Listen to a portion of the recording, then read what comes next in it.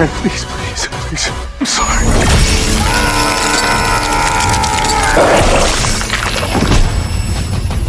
World. Take the world. Halo guys, ketemu lagi dengan saya Rudy Tube TV. Kali ini saya akan membahas film berjudul Blackburn yang dirilis tahun 2019. Masih anget ya guys, belum kadaluarsa. Film ini menceritakan tentang seorang bocil kematian. Kenapa disebut bocil kematian? Ya karena bocil ini punya kebiasaan membantai atau membunuh orang-orang yang dirasa mengganggunya. Sebetulnya bocil ini adalah alien dari luar angkasa. Ia dibesarkan oleh pasangan petani yang belum dikaruniai anak. Bocil ini sebetulnya tumbuh seperti anak normal pada umumnya. Tapi setelah menginjak usia 12 tahun, ia menjadi bocil berkekuatan super mengerikan yang siap membunuh siapa saja yang menghalanginya. Sebelum mulai, saya minta tolong di subscribe ya guys. Walaupun itu hal sepele, tapi itu sangat berarti bagi saya. Gak pakai lama, to the point. Di film ini kita pakai nama-nama yang mudah diingat ya guys. Film dimulai dengan memperlihatkan pasangan sejoli yang berprofesi sebagai petani, yaitu Mbak Siti dan Mas Karmin, yang akan melaksanakan silaturahmi kelamin dengan berbagai gaya, termasuk gaya menggantung agar cepat dapat momongan. Tapi ketika baru mulai pemanasan, tiba-tiba mereka berdua mendengarkan suara aneh dan adegan bercocok tanam pun berhenti.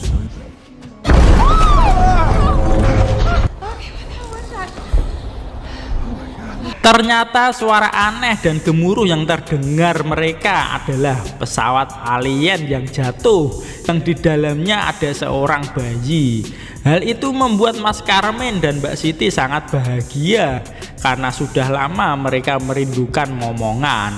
Walaupun anggi-anggi orong-orong ora melu gawe tapi melok ngemong, yang artinya tidak ikut membuat bayi tapi ikut mengasuh bayinya. Mereka merawat bayi alien berbentuk manusia itu dengan ikhlas dan mereka namai Brandon dan biasa dipanggil Gendon karena bertubuh kecil tapi makannya sangat banyak. Dan beribu-ribu jam kemudian, tepatnya 10 tahun kemudian, Siti sedang mencari Gendon di kamarnya, tapi si Gendon tidak ada. Kemudian Siti mencari Gendon ke peternakan karena Gendon sangat suka main sama binatang ternak.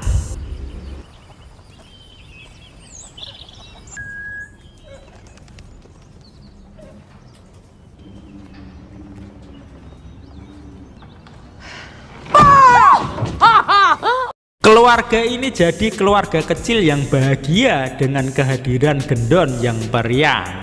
Di sekolah pun IQ Gendon bisa dikatakan di atas rata-rata. Ini dikarenakan memang dia keturunan alien. Well, bees are pollinators and wasps are predators. Kepintaran Gendon ini membuat kagum dan terpesona teman-teman sekelasnya termasuk Kiki. Teman-temannya tidak mengetahui siapakah sebenarnya Gendon yang merupakan alien bertubuh manusia. Waktu dini hari, ketika Gendon tidur, di peternakan terdengar suara-suara aneh semacam bahasa alien.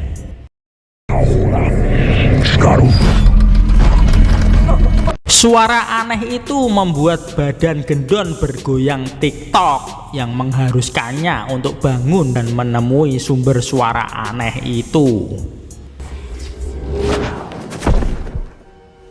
Mendengar suara mak gedebuk, Mbak Siti langsung mengecek, dikira ada maling. Perasaan Siti mengatakan itu bukan maling tapi adalah si Gendon.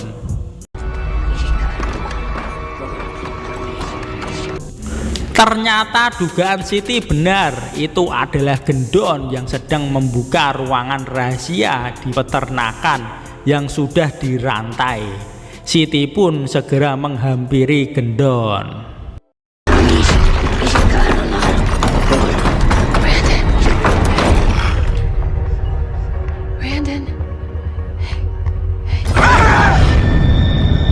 Gendon seperti orang linglung yang dipaksa oleh suara aneh di dalam ruang rahasia tersebut untuk membukanya. Gendon menanyakan pada ibunya, tapi Siti menyembunyikan rahasia tersebut dan mengalihkan perhatian Gendon. Keesokan harinya, Gendon disuruh membantu membuat pintu untuk kandang di peternakan. Carmen bercerita tentang masa-masa kecil Gendon yang lucu, tapi tidak menceritakan kisah sebenarnya, dari mana sebenarnya Gendon datang ke bumi. Kemudian Gendon disuruh memotong rumput menggunakan mesin pemotong rumput.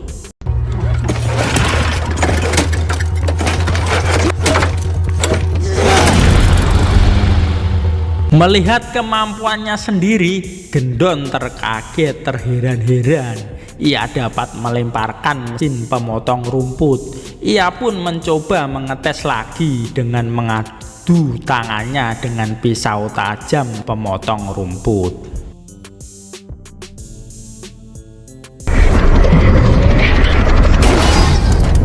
Buset! Pisau tajam pemotong rumput malah meleot kena jari si Gendon.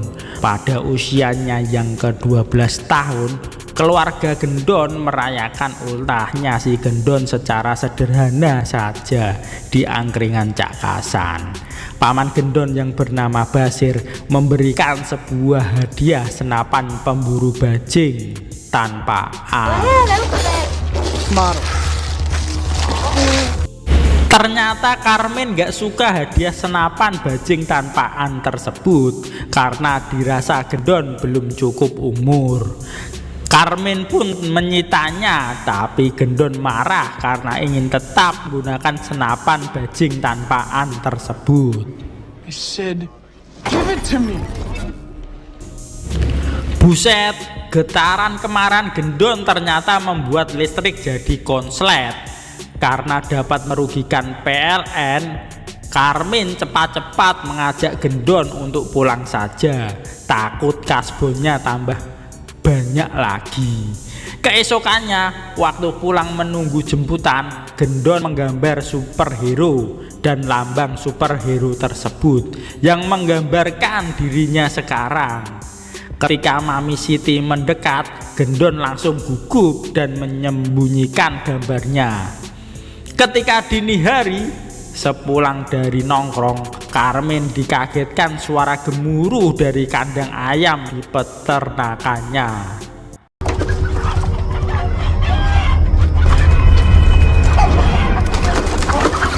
Carmen kaget, dikiranya pencuri, ternyata Gendon yang sedang berdiri di depan kandang ayam, yang membuat seluruh ayam ketakutan dan berlarian tidak jelas di dalam kandang. Tapi Carmen pun mengajak Gendon untuk segera tidur. Baru beberapa menit tidur, terdengar suara berisik lagi dari kandang ayam. Carmen pun mengeceknya lagi. Carmen pun mengajak Siti untuk memperlihatkan kematian seluruh ayamnya. Carmen menceritakan kepada Siti kalau sebelum ayamnya mati semua, si Gendon berdiri di samping kandang ayam dan semua ayam serasa ketakutan dengan kehadiran Gendon. Frickin' door off and break a lock! But our 12-year-old son can. Stop. It was the wolf. I'm going to bed. Pada saat jam olahraga sekolah, sedang diajarkan kegiatan jatuh dorong. Orang yang di tengah harus didorong teman-teman yang mengelilinginya agar tidak jatuh. Tibalah giliran Gendon di posisi tengah. Saat Gendon jatuh ke arah Kiki malah menghindar karena jijik megang tubuh cungkring Gendon. Alhasil Gendon terkapar. Oh shit! Pak Guru langsung memarahi Kiki dan menyuruh Kiki untuk meminta maaf. Tapi Kiki malah nggak mau karena merasa nggak salah dan jual mahal sebagai seorang cewek. Gendon pun menjadi emosi level 5. Gendon pun meremas tangan Kiki sampai patah. Fred! Karena tangan Kiki remuk, maka harus dilarikan ke rumah sakit. Akibatnya, orang tua Gendon pun dipanggil ke ruang kepala sekolah untuk mempertanggungjawabkan perbuatan anaknya. Pada malam harinya, ruang rahasia di peternakan mengeluarkan cahaya merah dan suara-suara aneh lagi untuk memanggil Gendon. Gendon pun terbangun dari tidurnya dan menuju ke peternakan untuk membuka pintu rahasia tersebut. Siti yang mengetahuinya langsung berlari ke arah peternakan untuk menyelamatkan Gendon.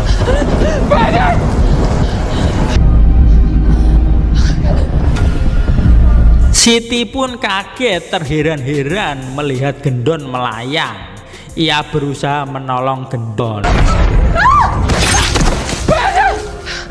Gendon pun jatuh dan berdarah. Gendon merasa heran kalau dirinya bisa terluka, karena selama ini Gendon tidak pernah sakit dan terluka. Ternyata luka berdarahnya akibat terkena goresan dari pesawat alien yang selama ini disembunyikan ortu Gendon di ruang rahasia. Ortu Gendon tidak mau menjual pesawat alien itu karena merupakan barang langka dan ingin mengoleksinya saja. Siti lalu menceritakan kepada Gendon bahwa Gendon adalah makhluk alien yang dibawa pesawat itu sejak bayi. Tapi Gendon tidak percaya semua omongan Mak Siti. You lied to me! You liars! Everything! You lied! Gendon yang putus asa tapi tetap semangat akhirnya nangis hujan-hujanan keluar rumah sambil berkata akan menguasai bumi. World. Take the world. Setelah tahu rasanya sakit, besoknya Gendon menjenguk Kiki dan minta maaf. Akan tetapi Kiki bilang kalau maknya tidak mengizinkan Kiki berteman lagi dengan Gendon. Mendengar perkataan itu, Gendon jadi emosi guys dan bilang kalau ia akan membereskan emaknya Kiki. Kiki jadi tambah takut. Gendon langsung menuju angkringan Cak Kasan, tempat emaknya Kiki bekerja sebagai pelayan. Dan saat itu angkringannya akan tutup. Emaknya Kiki mendengar suara-suara aneh dan lambang-lambang yang biasa digambar Gendon di kaca. Lampu-lampu berkedip-kedip tidak beraturan seperti ada sesuatu yang akan terjadi, dan pecahan lampu neon menancap dengan empuk di kornea mata emaknya Kiki, dan ia pun lari ketakutan bersembunyi di ruang pendingin di dapur.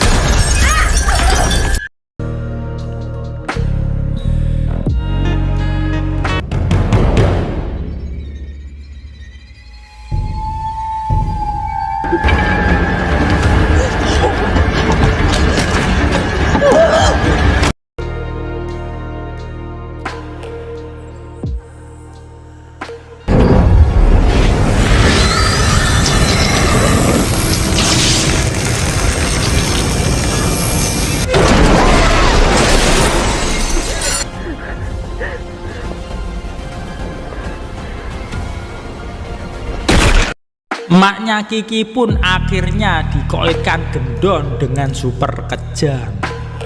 Keesokannya Gendon dipanggil guru BP yang merupakan bibinya sendiri yang bernama Zuli.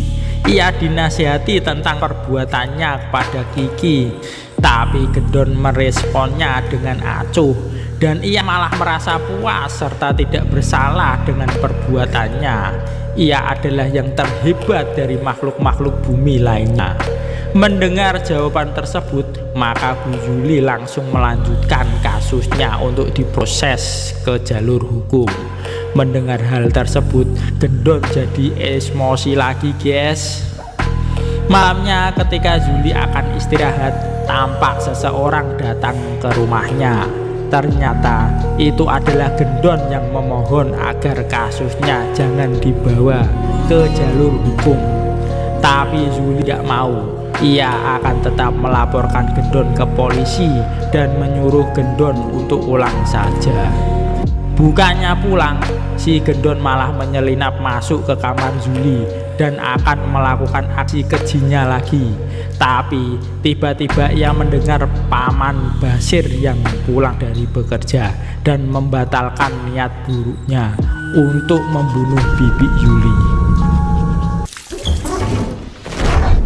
Oh, shit.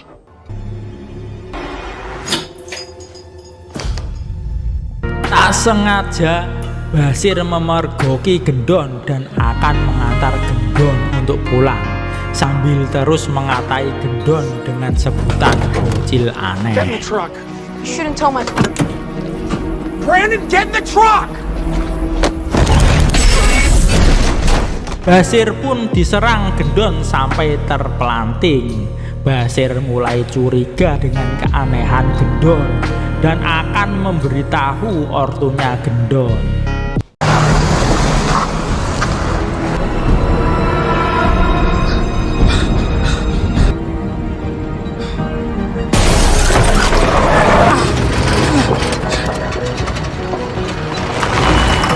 Karena diserang Gendon, mobil Basir pun mogok.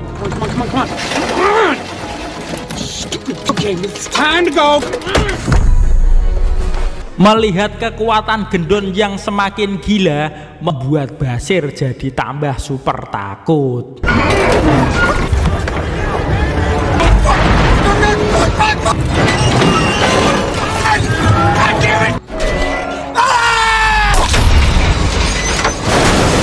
Akhirnya Basir pun koit dengan cara yang mengenaskan. Si Gendon pun menggambarkan lambangnya dengan menggunakan darah Basir sebagai bukti bahwa ialah pembunuh Basir. Saat pulang ke rumah, Gendon Bloder tidak memakai baju karena baju penuh berdarah Basir. Saat ditanya ortunya, Gendon hanya bilang pergi dari main saja, tapi ortunya curiga. Dan saat tengah malam, Carmen bermimpi saat pertama kali ia menemukan Gendon di pesawat alien dengan mata merah memancar. It's a boy.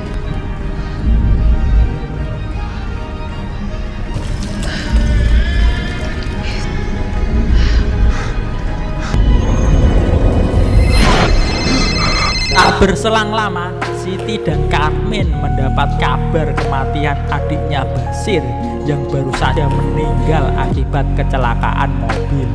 Mereka berdua pun merasa terpukul.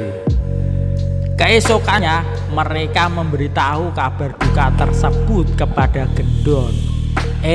Si Gendon tampak santuy dan menganggapnya biasa, masa bodoh. Hal itu membuat Carmen marah dan menuduh Gendon sebagai pelakunya. Karena Carmen diberitahu Zuli kalau sebelum Basir meninggal, si Gendon sempat datang ke rumah Basir. All this on the table, right? I will handle it. And you just Melihat kekuatan dahsyat Gendon, ortunya jadi takut dan berpikir Gendon sekarang jadi sangat berbahaya. Dan Carmen teringat baju Gendon semalam yang disembunyikan.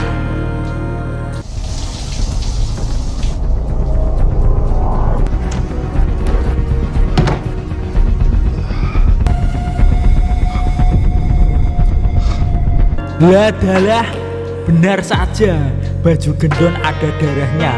Carmen yakin kalau Gendonlah pelaku pembunuhan Basir. Keesokan harinya, Gendon diajak berburu bajing dan rusa di hutan.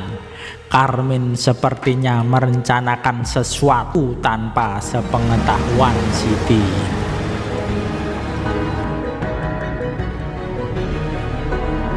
Setelah Carmen pergi, ada seorang polisi datang ke rumah Siti.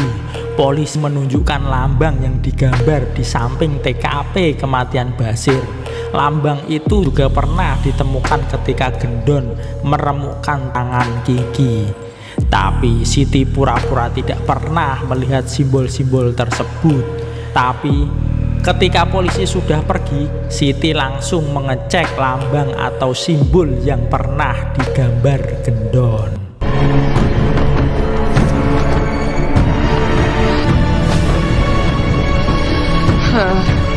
Betapa kagetnya Siti, ternyata simbol tersebut memang Gendon yang buat. Dan setiap kejahatan Gendon ia gambarkan di buku tulisnya. Di buku itu juga menunjukkan Gendon yang ingin menjadi penguasa bumi. Carmen dan Gendon sudah sampai di hutan untuk berburu.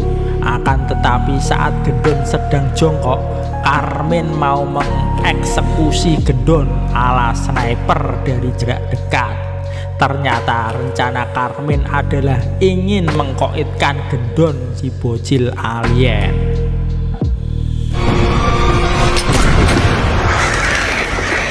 Namun peluru yang mendarat di kepala Gendon seperti kerupuk kena air jadi melempem. Menyadari dirinya mau dibinasakan sang bapak, Gendon pun marah dan gantian akan menggunakan kekuatan supernya untuk mengkoitkan Carmen yang sekarang sudah dianggapnya sebagai musuh.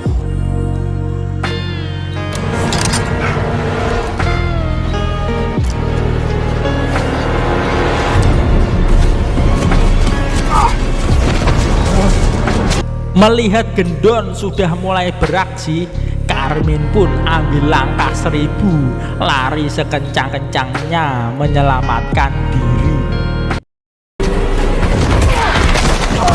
Saat Carmen sudah mati langkah, Gendon pun langsung membinasakan bapaknya dengan cara yang keji. Please. I'm sorry.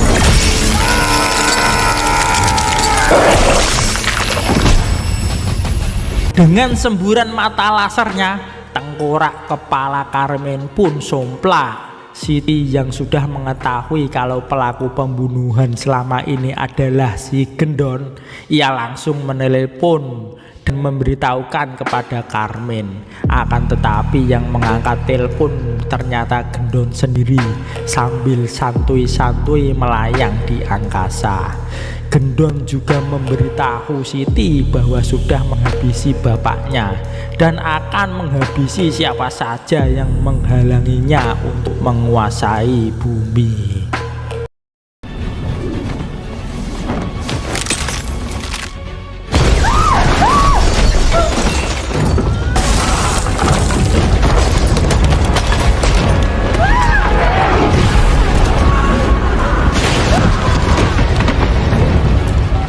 Sambil berlari ketakutan, Siti menelpon polisi untuk meminta bantuan.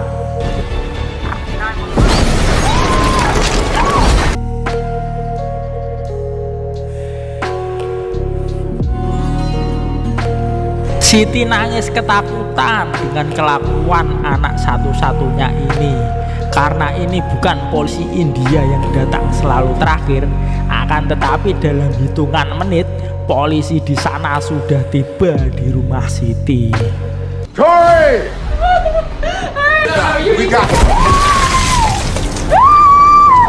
Polisi pun tak luput dari serangan Gendon sampai mati.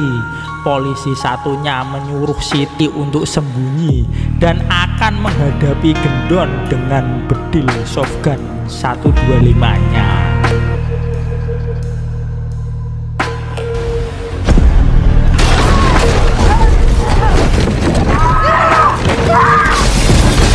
Semua polisi pun jadi koit karena memang bukan tandingan Gendon si alien.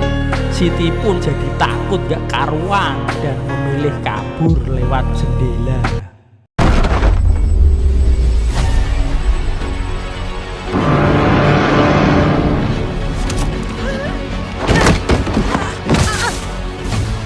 Siti baru ingat kalau yang bisa melukai Gendon adalah puing-puing pesawat alien yang disimpan di peternakan. Ia pun lari menuju ke peternakan.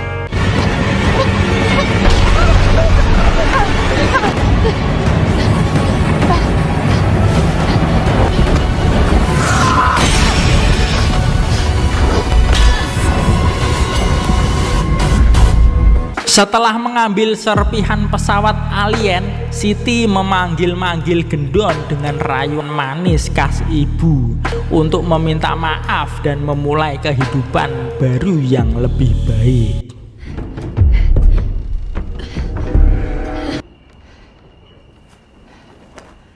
Ketika Siti bertemu dengan Gendon, Siti langsung menangis dan berpura-pura minta maaf kepada Gendon. Dan Gendon pun hatinya tersentuh dan mau memaafkan ibunya. Ia sebetulnya hanya ingin menggunakan kekuatan supernya untuk kebaikan saja. Dan ketika dipeluk ibunya, Siti akan menusuk Gendon dengan serpihan pesawat alien tadi.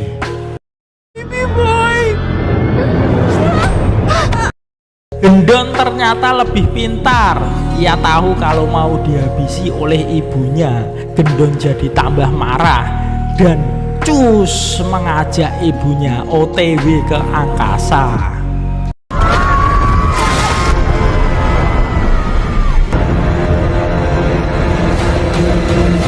Dan saat sudah mencapai angkasa, Gendon melepaskan ibunya yang terjun bebas tanpa parasut.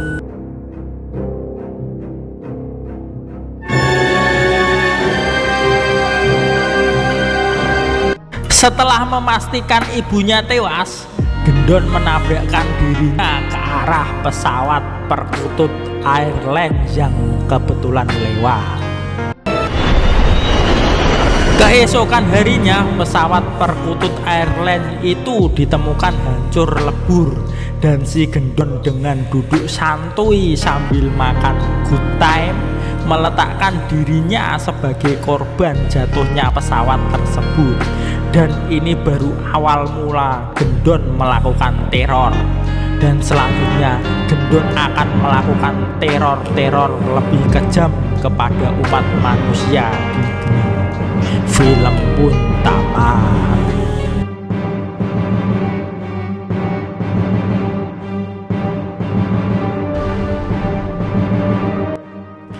Hikmah film ini apa, guys?